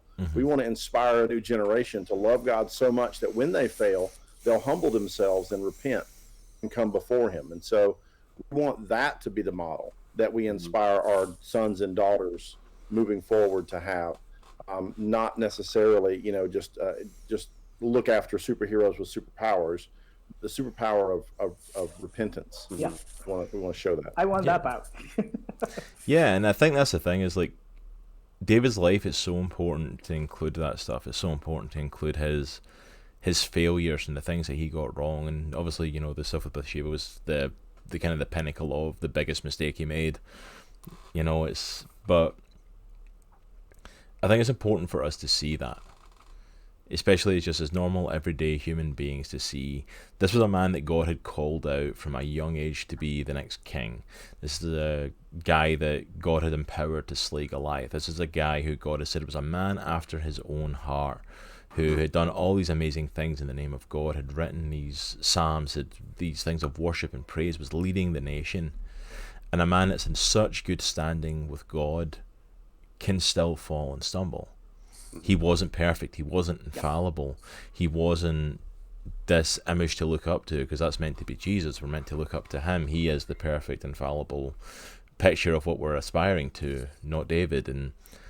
But also as well the fact of that David, David, like, we've seen as this great guy, and then the stuff with Bathsheba happens, and it's like every wrong decision you can make in the next moment he made. Every next step was a wrong decision. Like, you had two choices here and you picked the wrong one, and it just keeps building. But it's also showing the fact of like that. It's like you can hit that pinnacle with God, you can fall, but that doesn't mean it's the end of your story. Because so often we have that, especially as Christians, like we try and live our lives, we try and walk a certain way, we try and live up to what God is wanting us to do in our lives, and doing it in our own strength, we fall all the time. But it's saying like that's not the end of the story. Like David fell hard, to the point of like, that Nathan had to come to him as the prophet and basically say, what would you do if a man did this? And then David gives his judgment, and he's like that's you just judged yourself. And it's like, oh, come on, Cross, you're not going to tell that story and not give me a wee little lamb and that wonderful Scottish accent. A wee little lamb. But yeah, it's like but he presents a story to him, and it's like when David judges that, it's like, oh my goodness, what have I done? But what he does then, in your mouth there, David. It's like, and then he realizes what he's done, and he repents. He goes back to God. He decides, I've made a mistake.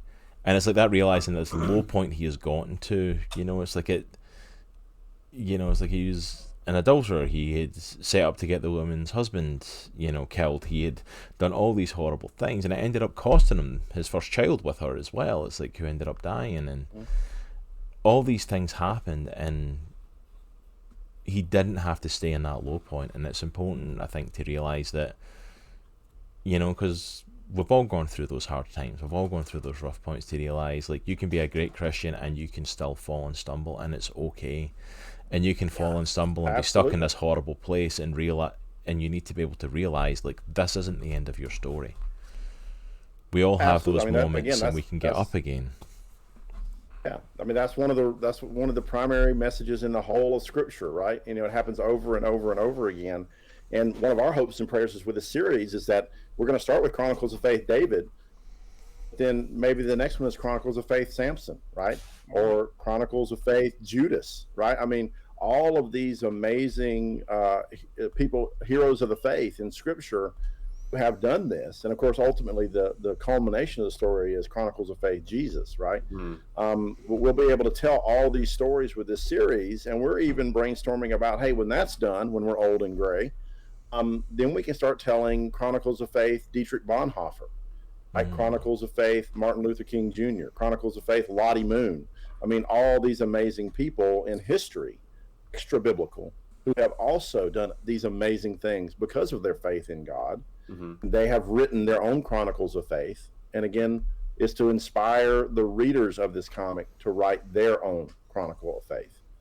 We want people reading this comic to go, I believe in the character of God so much that I'm going to put my faith in him, and I want to be like David, or I want to be like Jesus, or I want to be like, Dietrich Bonhoeffer, or whoever these people to aspire to are, and model the character of God in their life.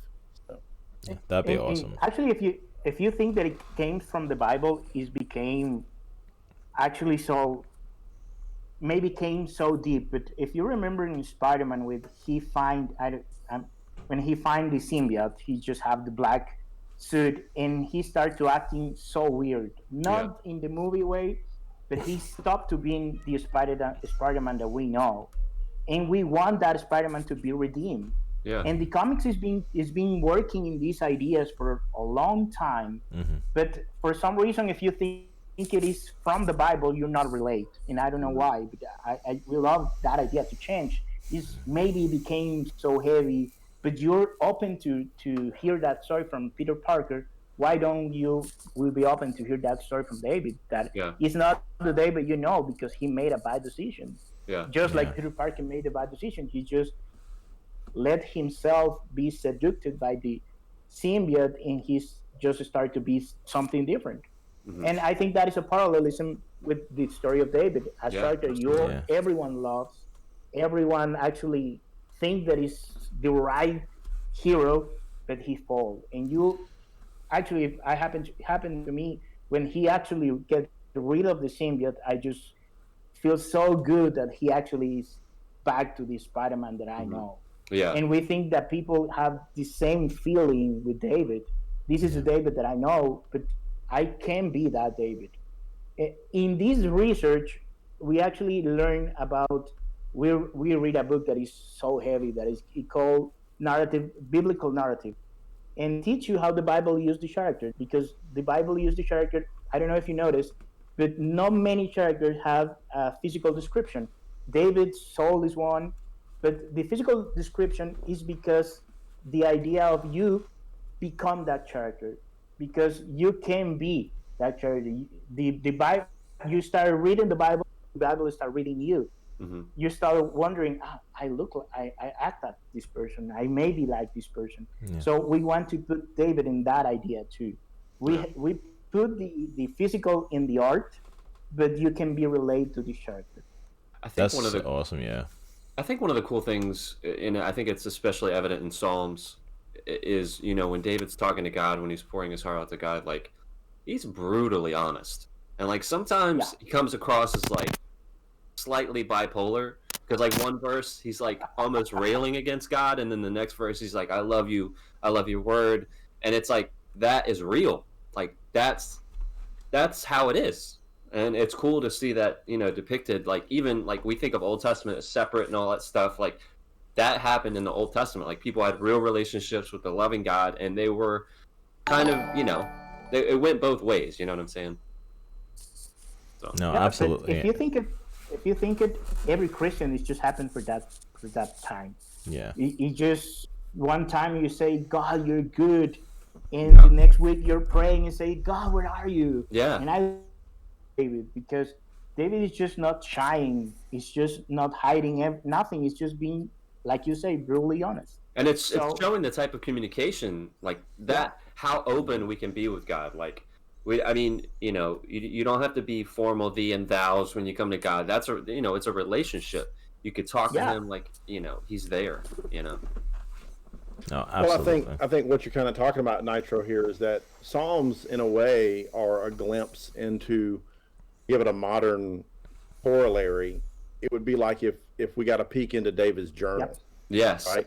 Yeah. I mean, and it would be like, if you're a journaler, if someone came along and published your journal notes, right, where you're talking to God, you don't call God, thy great, wonderful Lord and Master. Yeah. You're like, Papa, I'm hurting.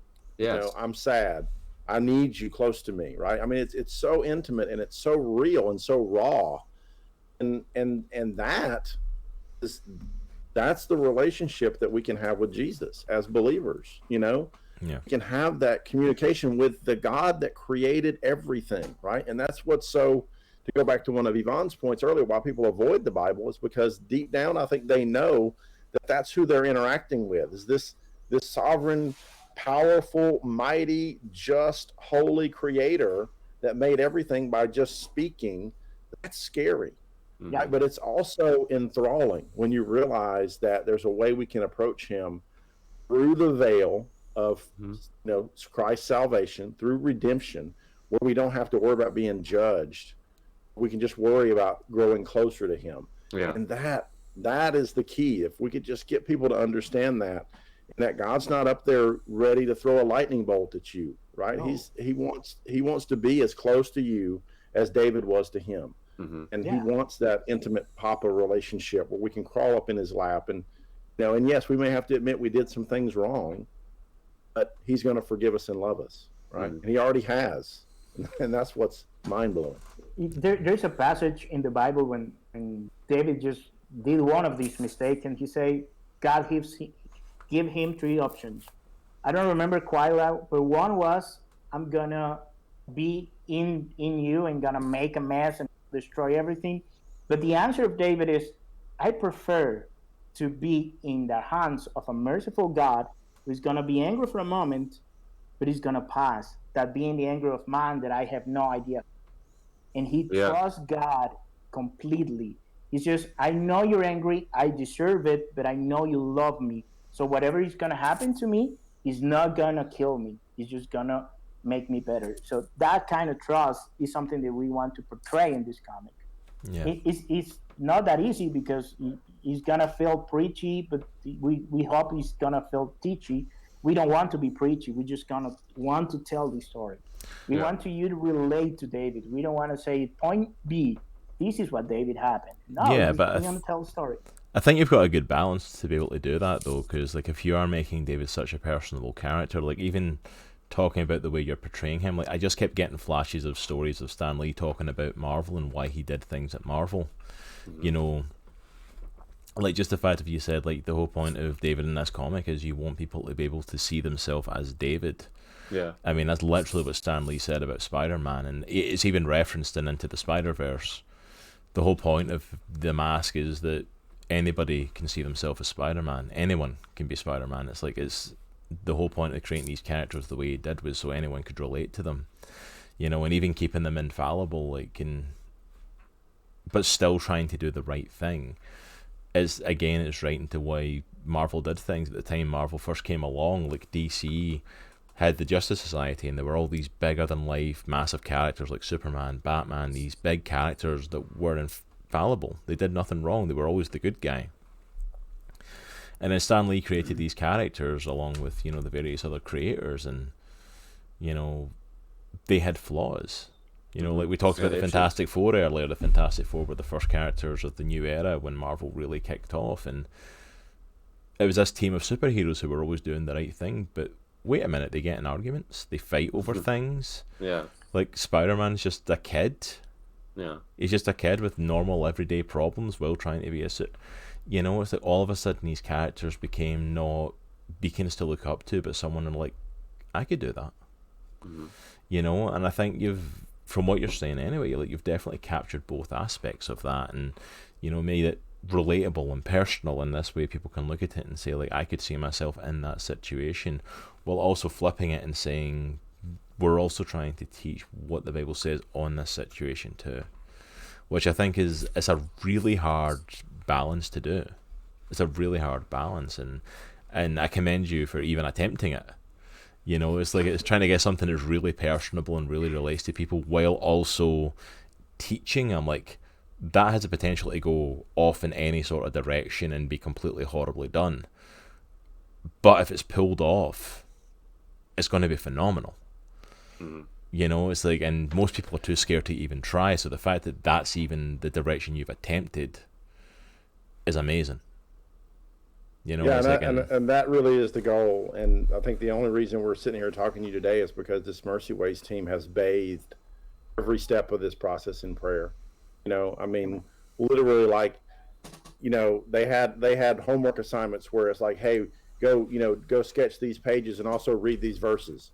I mean, literally, that's the work order of the day. Mm-hmm. You know, I mean, that's God's all in this comic, and He's in it backwards and forwards and from the top to the bottom. And so I just pray that we do enough good diligence so that His name can be made great and He can be glorified. Amen. Yeah, that's awesome. Yeah, actually, I like what you said about going to grab it, take it, use it in some other occasions, because that's the idea. That's the idea, because like Brannon said, we've been praying a lot for this comic. We're just working for this in just 1 year and a half. We tried to create the entire line. We already know what's going to happen in book 7.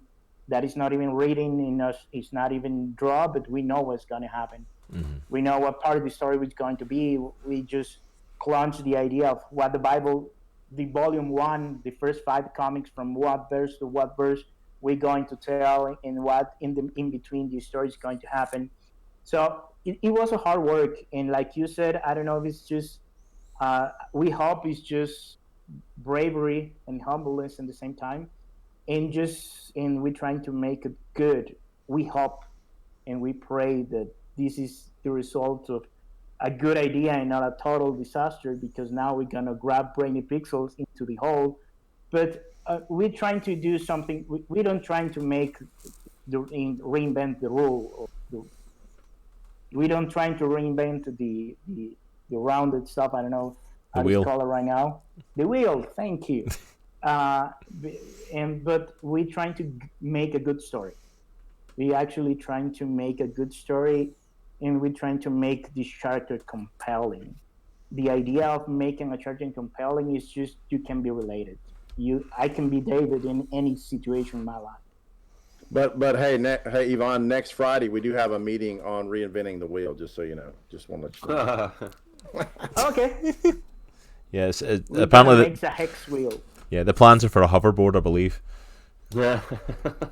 I gotta see that now. I'm not gonna be able to get that out of my brain. I know. I've been thinking how that make happen, and I think we can put it out in issue 33. Nice. There you go. I'm waiting for it now. You're getting my hopes up. I better be seeing it. You're saying. But one of the things we're trying to do, especially in this Wednesday, you can find the issue 00, and we're, I don't know, this is not a Bible story per se. It's not a story from Samuel about David, but it's a story about David, and it's completely biblical. Yeah. Because we want to start with something fresh, with something new, with something that you have never read, and it's gonna put you in the shoes of David, and you're going to start a new adventure with him in issue 1, which we're going to start in the Samuel story. So that's what I was going to ask. So the comic for issue 0 drops this week. Where can people pick it up? Where can people get a hold of this to check it out for themselves? Sure. So you said can. It better, Brannon. Okay. So issue 0, Chronicles of Faith, David the Shepherd, is going to be on sale February the 24th. So in 3 days. We're launching in 2 languages on 2 continents at one time. If you want the Spanish version, you can go to mercyways.com and get it in their store there. If you want the English version, you can go to brainypixel.com and get it in our store there. We're doing all that initially on our own websites. However, we are already working towards getting the issue on Comixology. We're looking into global comics as well. And if there are other comic purveyors or purveyors on the internet that the listeners out there or watchers are interested in, please do let us know. We would love to know where people are buying comics, where they're more comfortable to purchase digital comics, because we want to definitely get it on those platforms as quickly as we can. We are trying to be really good stewards with the resources God has provided us, and we're doing digital first. We're kind of seeing what the market response is, and then we'll move into either a print-on-demand print run or a traditional print run, depending on what sales dictate. But we definitely want to get hard copies into everyone's hands as quickly as we can too. Absolutely. And for everyone in chat there, I've just put up some links to both the Mercy Ways website and Brainy Pixels website, as well as their social medias, YouTubes, different things like that. So please go ahead and check out the websites if you want to pick up either one of the first issue, but whether it's in English or Spanish, whatever translation you want to go for, and make sure to go ahead and follow both Brainy Pixel and Mercy Way Studio on their social medias to keep up to date with these awesome guys, their companies, and the amazing things that are coming, because I fully believe Chronicles of Faith, David, issue 0 is just the beginning of a lot more amazing things to come. Yeah, and I do want to just footnote that, Cross. Thank you for that. And I just want to allay some fears. One of the big things on the internet is if an indie comic company wants to impress me, show me issue 2, right? That's the big, that's the big thing. Everybody and their brother has an issue 1 that, doesn't really turn into anything. Yeah. Issue 0 for us goes on sale next week. Issue 1 is already in work, and we are hopefully going to release in about 90 days. Nice. So we have a very aggressive production schedule. We're already working, and so there will be a second issue of Chronicles of Faith, David. I can guarantee it. Awesome. Yeah, so there you go. We've got issue 1 coming out this week, and then, issue 0 coming out this week, and then issue 1 going to be dropping hopefully within 90 days or so. So there you go. Chance to get into the first 2 issues, and that's always a good tester. Like the first issue of a comic, I always find like that's your hook. Can you hook me in that first issue? Yeah. And then the second issue is like, okay, was this worth coming back for? So like that's always a great tester for looking at a new series to check out. So go ahead, check out their websites, check out Chronicles of Faith, David. Both these amazing companies are doing so many other things as well, and so many other things going on. I literally don't think we've got time to go into everything they've got going on. So go to the website, check out the list of all the different stuff taking place in both companies. And this is definitely not the last time we've seen both these awesome gentlemen on our show. We'll definitely be getting you back on. Hopefully coming back for the 12-hour stream, but also we'll hopefully get you back in for more interviews as more stuff kind of takes place. Really appreciate you guys coming today. So yeah, thank you to everyone who... We appreciate it. It's been a blessing. Yeah. It's been a blessing having you guys. Thank you so much for coming on. Thank you so much to everyone that's in chat, that's been involved, that's been hanging out with us, that's been listening. If you're catching us later up on our YouTube, thank you so much for checking us out there as well.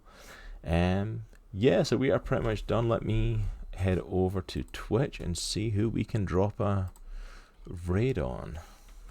Who is even streaming today? Oh, things are going off in my ear. Ad coming in with another 10 bits. Thank you so much. And also as well, thank you for the host, the official MXG. Never got a chance to shout that out earlier. We were in deep conversations about things, but thank you so much for the host and for the bits. We greatly appreciate it. Let's see who we got on that we can go and show some love to. Treehouse has literally just gone live. He was in our chat earlier. He's another member of the Unashamed Network. Yep, he has literally just gone live. So we will go and show Treehouse some love. Good to see you, Brannon. Nice to meet you, Ivan. Yeah. So Locke saying, great show as always. Good to see you again, Brannon, and nice to meet you, Ivan. Carson saying, thank you. Carson Lee, very happy I can make it. Really looking forward to this. I'll be here when you come back for sure. Awesome. There you go. You got a couple of fans in the chat already, guys. Right. Thank you, guys. All right. So we are going to head to our closing screen, and we're going to head over and raid the Treehouse. Another member of the Unashamed Network, another awesome dude, another pastor. If I can remember how to spell this thing.